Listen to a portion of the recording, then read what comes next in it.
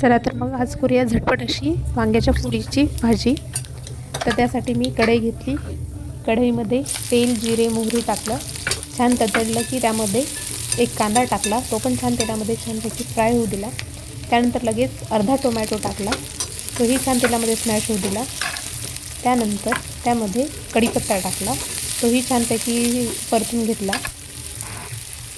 त्यामध्ये थोडीशी हळद, थोडंसं लाल तिखट आणि जस्ट फक्त कांदा लसूण मसाला एवढंच टाकलं। अजिबात जास्त मसालेसुद्धा नाही आहे।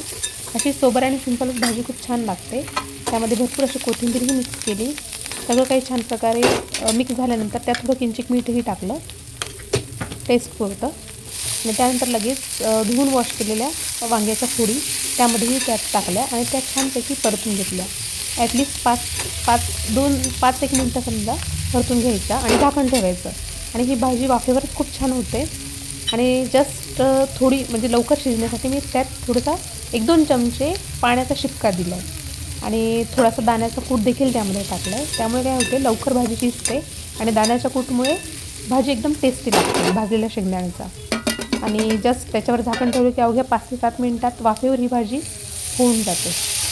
आणि एकदम सिंपल सोबर भाजी आहे आणि टेस्टला एकदम भन्नाट लागते। नक्कीच करून बघा। शिजल्यानंतर ती भाजी अशी दिसते।